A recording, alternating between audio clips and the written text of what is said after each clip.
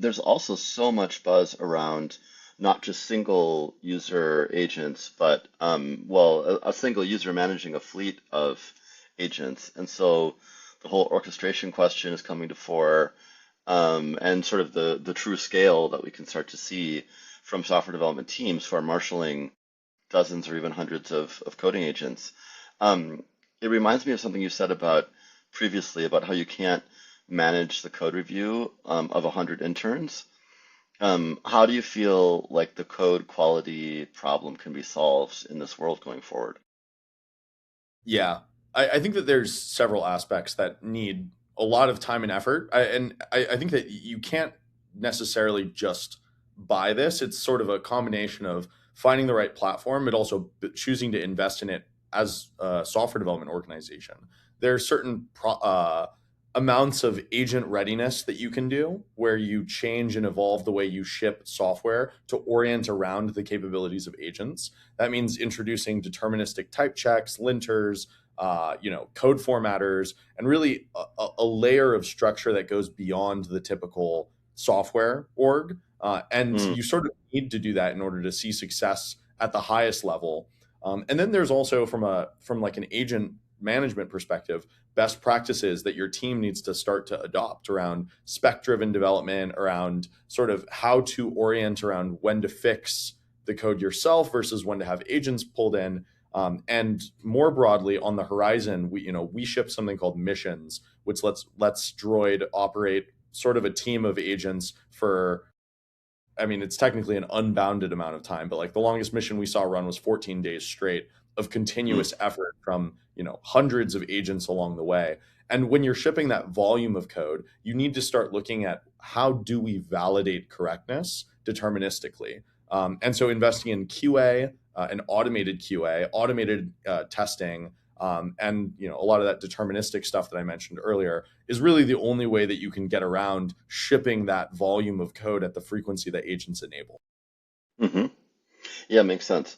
Well, you just covered things on both ends of the SDLC, if you will. New tools in the tool chain for QA, and maybe we can talk about that a little bit coming up. But I also wanted to ask you about the spec-driven development piece on the input side, because it seems like there's two versions of vibe coding, one where the prompt is disposable, but one where people acknowledge that the spec is the most important artifact that you could probably produce. Um, like, it sounds like you think we're heading towards the spec-driven world. Are there extra tools and processes that we need? Review process, like, is there equivalent of a PR for specs? Like, what do you think the augmentation looks like in that spec end of the input process? Yeah, I think we're generally getting to a world where the specific lines of code are less relevant than the architecture of the code and the architecture of the change. And in many ways, I think that ensuring correctness is not done at the line level anymore by humans, but rather by things like these deterministic type checkers, formatters, linters, systems that you go and you say the code must maintain this structure in order to sort of evolve. And what that means is that for things like spec driven development, I do think that the spec matters, but only as a procedural input to the large task. And so, like, we don't store the specs that we use in order to Mm, ship the prototype because the code really becomes the spec once it's done. mm, And a lot of what is necessary is there is some level of abstraction between the code that is in your code base and what you as a human consume. For that, like, we have our auto wiki product, which basically builds a continuous, think of it as like internal engineering system overview over the different systems involved. And I think that that's probably this like nice in between layer where you sort of can view the architecture and the structure. And if you have specific questions about implementation, you can always just ask like a droid and say, hey, how does this work? How does that work? So I think it's sort of in between where specs will matter for sure, but only as a input, and reviewing or validating that spec is almost something that needs to happen one step before the spec itself is generated, and that's on directional agreement and alignment between the team, and that's the sort of thing that even like product should be involved, engineering should be involved. The lines between that is blurring, and that's where I think alignment on humans is most important. And we don't really have a PR system for that yet, other than the standards that your company enforces around design docs. And what do you think about the future of the product manager as a job title? Will we be seeing the death of the the product manager anytime soon? Yeah, well, I think we won't be seeing the death of the people who today call themselves product managers, right? I think that typically product managers are these like really capable agentic people who want to intersect between a bunch of different surface areas of your business, and like that persona is clearly going to succeed in this new AI native era. If anything, the biggest barrier to them being more impactful was likely how well they could jump into the tech side, and this sort of removes that barrier entirely. So that persona I think is going to persist. Maybe we aren't going to call them product managers though. I think that that's probably like the big thing that's going to change is uh, it seems like from what we're seeing, at least, and we operate on dev tools products, so this is pretty internal focusing, but I've talked to folks at Anthropic and OpenAI and Cursor and all these other businesses that are also pretty forward thinking on agents and sort of the AI native development lifecycle. And it seems like there's a loose consensus that the product manager role really is sort of a packaging of a couple different things, right? Like, of course, product architecture and roadmap, pricing and packaging, and then internal and external enablement, right? Where you sort of say internally, we want everyone to know how this works. Externally, we want everyone to know how this works. You blend all these things together, and then every once in a while, there's like a long tail of other functions that product managers. That's why it's a fuzzy title at a lot of places. But those three capabilities now sort of map pretty cleanly to existing roles like product marketing or sales enablement or engineering, where product architecture and roadmap is probably best done by, again, maybe it's that product manager persona, but they should definitely be involved in actually building the product now because they can make these sorts of high level decisions and see it immediately translated into the work they do. So for us, we have like product owners who are basically people who are almost all engineers by trade who happen to demonstrate, though, this sort of like ownership mentality, data driven, multi cross functional sort of relationship building. And so the role we think will evolve, but ultimately the people who do it, I think, are in a great position. If anything, they're the single best positioned to take advantage of the AI native world. So you think it'll be more like product managers becoming engineers versus product managers becoming unnecessary? Yeah, definitely. You either become an engineer, you become a product marketer, or you become like some sort of like ops generalist role that works across, especially in the more technical, or like when I say technical, really what I mean is the industry or vertical specific knowledge. Like a lot of PMs at like a Legora or a Harvey are probably people who are very knowledgeable about legal, and so I think those people will still exist, and they sort of bring Hmm. this critical knowledge of a domain or field into the engineering life cycle. And they may not be engineer; maybe their new title is like whatever legal strategy ops person. Yeah, So I think it's probably we're seeing the unbundling of the product manager role basically. makes sense. I just want to repeat my intro question for the recording so that they can get a better cut of it. You don't have to answer it again. So, what do you think about the place of the product manager going forward? Is the product manager essentially dead? Okay, good enough. Um, so, what's one thing that you think is missing in order to make agentic coding actually trustworthy enough to deploy at scale? Interesting. I mean, I think that from a technical perspective, all of the pieces are there. Like when we see these large deployments, like we went 0 to 10,000 engineers at one company, and when we did that in less than 3 months, a lot of what we saw was that the biggest barrier by far is winning the trust from developers, and that requires them seeing it used, sort of seeing the controls in place. Like I'll take an example from missions, something that I've referenced before, where we shipped missions, and 2 weeks later, one of the bigger changes we did was like a UX redesign. What we found is that these people who had these questions around trust, the actual mission itself, or like basically the work of having the agents run and execute and do the tests, verify, was actually pretty unchanged from a procedural perspective, like how the mission was executed.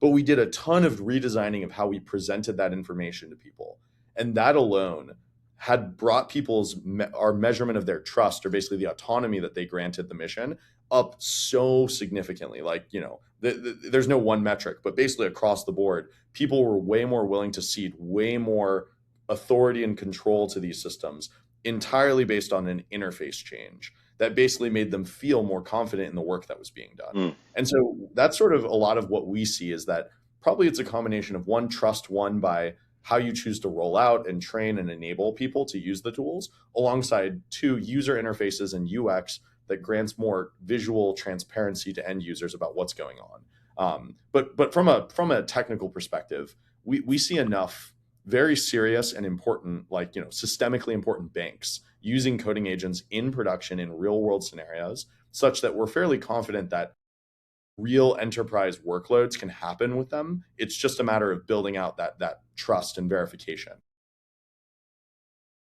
Now, your droids can run on full autopilot, but do you typically see that teams typically keep a human in the loop at some certain part of the workflow? Yeah, totally dependent on where the droids are slotted in. I'd say, like, most people are 100% okay with running droids in their CI/CD pipeline for things like code review and QA. They'll run that full auto 100% of the time, because they control certain aspects of what it can and can't do. They know the environment. They know exactly how it's locked down. Versus when people are using it on their local laptops, they'll often have a totally different set of controls. And we support native sandboxing and all this other nice stuff that makes it easier to trust. But we usually track what we call the autonomy ratio for all of our customers. And you can definitely see a trend of increased autonomy over time as customers build that trust. But the autonomy ratio is typically 17, 18, 19x, which basically means for every 16, 17, 18 actions made by a droid, there's a human action involved. That could be hitting escape to cancel. It could be queuing a message. It could be shifting the autonomy ratio. Just generally, that means that there's a good degree of autonomy, but like at Factory, our autonomy ratio is close to 35. And so, Mm. basically you could be 2 times as autonomous if you're running things the way that we're running things. And so we see that being a lot of room to grow for our customers. And what about other kinds of back-end tooling? Because as you know, the audience at AI Council typically is building stuff lower in the stack, right? Data Totally. pipelines, lakehouses, ML systems, certain kinds of middleware and infrastructure. How does the quality story change when oftentimes failure modes might be silent? Yeah. I think that this is sort of the way that I would draw this analogy is what happened when we went from primarily like on-prem or sort of like managed hardware to cloud. We saw not only a modernization that involved changing the way the pipeline works or the way the software works, but also in upgrading the rigor by which that code is actually maintained and built. I think we're seeing a similar thing here, where as people move from like a primarily like cloud-based software organization to an AI-enabled software organization, they start to introduce way more rigor into these things because there's now a real reason for it, right? Like, and Mm. that's AI systems working on it autonomously. So it's not going to be overnight, but like there's a lot of things that you can build into your harness that sort of push people towards these best practices that increase the risk. Decrease the risk, increase the safety. And an example would be like data is actually probably one of our number one use cases. It's pretty magical when you've hooked up all of your data to Droid, that you can basically ask Droid any question about any aspect of your business and you can get answers. And then sort of building an ETL pipeline or a transformation or some sort of more systematic data workload onto is just a matter of saying, okay, I did this sort of one off with Droid. Now I want to see this institutionalized in our system. And Droid sort of knows exactly what this data looks like, the shape, how you commonly do these things, and it can make that work. Um, the only way to get around failure modes is to ultimately start to introduce traditional back end code like guardrails. So how do you know that a table that you're going to create isn't going to be extremely costly to produce because it actually joins to like massive tables, right? Or how do you know that there's not going to be some sort of weird sort of like union that just ends up crashing the workload, or 10xing your Datadog bill or BigQuery Hmm. bill? These are the types of things that you can build deterministic checks, but rarely have data teams gone to the level of rigor that, I mean, in the very large companies, a lot of them have this stuff because they have thousands of engineers working on top of this stuff. Hmm. But rarely do all parts of the business have that level of rigor. And for them, we actually have recommended ways built into our product where it will say, hey, we've noticed that there's no guardrails, there's no type checkers, there's no, I mean, not type checkers, but like query linters basically. Mm. And so our product literally will warn you, hey, be careful because you're using AI in a place where it doesn't yet have that environmental infrastructure necessary to let autonomous agents run. I see. Yeah, makes sense. That's cool. What are you most excited about for AI Council this year? Yeah, I think that, I mean, one of the coolest things that for folks that see me there, and I think that everyone's coming in with a totally different perspective on agentic development. And I think that the clear sort of non-answer to the way the world is going is that no one knows, right? Like people are coming in with totally different backgrounds, perspectives of how their business is approaching this stuff.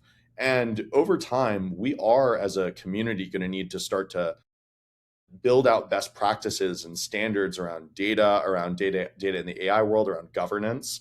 And it'll be super interesting to chat with folks who are seeing these sort of real world production loads and getting a sense of, hey, are you nervous about this? Do you feel the guardrails are there? Like how have you been thinking about, what is 2, what is 5, what does 10x productivity look like? And most importantly, how are we going to do all of this in a responsible way, right? Like, I think Jamie Dimon had a great quote where basically if he could like push a button and replace all the analysts, he would not do it because there's, XYZ reasons around that doesn't mean that it's going to translate to productivity and all this other stuff. I think that we feel a very similar way with software developers where it's like, even if you could hit a button, and I don't think you can, and replace software and data scientists, I don't think that that's the right way to do this transformation. It's going to ultimately lead to so many more problems than it will create solutions for. And so I think as a sort of a community, we do have to grapple with these questions and figure out the rigorous sort of justification for where AI makes sense versus where humans make sense. Yeah, great point. And I think that's really a nuanced question and something that the community needs to come together to share insights and wisdom on and just lessons from the field because we're all in it together. And yeah, I think the future of what a software engineer means or looks like is really on the table. And we all needed to participate in having that conversation. So AI Council will be an exciting place to do that. Totally. Yeah, great. Well, look forward to your talk and your office hours afterwards. Yeah, thanks for taking the time to chat with me. Thanks for having me.